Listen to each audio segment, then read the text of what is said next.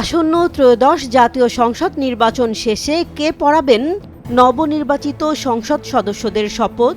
Speaker নেই, deputy speaker কারাগারে। এই বাস্তবতায় ত্রয়োদশ জাতীয় সংসদের শপথ অনুষ্ঠান নিয়ে তৈরি হয়েছে সাংবিধানিক ও প্রশাসনিক জটিলতা। ত্রয়োদশ জাতীয় সংসদ নির্বাচনে নির্বাচিত সংসদ সদস্যদের শপথ পড়ানোর ক্ষেত্রে সাবেক স্পিকার বা ডেপুটি স্পিকারের কোনো সুযোগ নেই। এমনটাই জানিয়েছেন অন্তর্বর্তী সরকারের আইন উপদেষ্টা ডক্টর আসিফ নজরুল। শনিবার সচিবালয়ে সাংবাদিকদের সঙ্গে আলাপকালে তিনি বলেন, বর্তমান বাস্তবতায় শপথ পাঠ করাতে হলে বিকল্প ব্যবস্থার দিকেই যেতে হচ্ছে। আইন উপদেষ্টার ভাষ্য অনুযায়ী সংবিধান অনুসারে সংসদ সদস্যদের শপথ পড়ানোর দায়িত্ব স্পিকারের।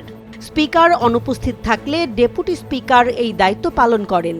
কিন্তু দ্বাদশ সংসদের স্পিকার শিরীন শারমিন চৌধুরী 2024 সালের সেপ্টেম্বরে পদত্যাগ করেছেন। এর আগেই ডেপুটি স্পিকার শামসুল হক টুকু গ্রেফতার হয়ে কারাগারে যান। ফলে এই দুই পদ থেকেই শপথ পড়ানোর কোনো বাস্তব সুযোগ নেই। এই প্রেক্ষাপটে সরকার সামনে দুটি বিকল্প বিবেচনা করছে বলে জানান ডক্টর আসিফ নজরুল। প্রথম বিকল্প অনুযায়ী প্রধান উপদেষ্টার পরামর্শক্রমে রাষ্ট্রপতি একজন মনোনীত ব্যক্তিকে শপথ পাঠ করানোর দায়িত্ব দিতে পারেন। উদাহরণ হিসেবে তিনি প্রধান বিচারপতির নাম উল্লেখ করেন। দ্বিতীয় বিকল্প হিসেবে রয়েছে প্রধান নির্বাচন কমিশনারের মাধ্যমে শপথ পাঠ করানো। তবে সংবিধান অনুযায়ী এক্ষেত্রে নির্বাচন অনুষ্ঠিত হওয়ার পর অন্তত 3 দিন অপেক্ষা করতে হয়। সরকার এই সময়ক্ষেপণ চায় না বলেও জানান আইন উপদেষ্টা।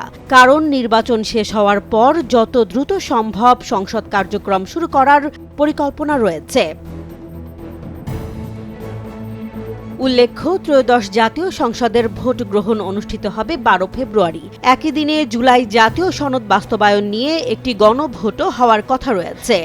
এমন গুরুত্বপূর্ণ সময়সূচির মধ্যে শপথ অনুষ্ঠান বিলম্বিত হলে সংসদ গঠনের প্রক্রিয়ায় প্রভাব পড়তে পারে বলে মনে করছেন সংশ্লিষ্টরা।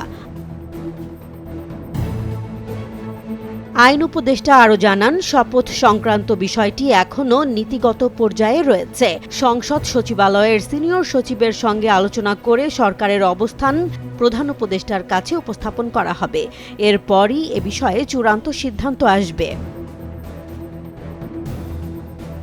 সব মিলিয়ে স্পিকার ও ডেপুটি স্পিকারের অনুপস্থিতিতে ত্রয়োদশ সংসদের শপথ পড়ানো নিয়ে সরকার এখন দুটি সাংবিধানিক বিকল্পের মধ্যে সিদ্ধান্তের পথে। দ্রুত সিদ্ধান্ত না এলে নতুন সংসদের যাত্রা শুরু নিয়েই তৈরি হতে পারে নতুন অনিশ্চয়তা। জেসমিন জাহান, নিউজ ডেস্ক, জনবাণী।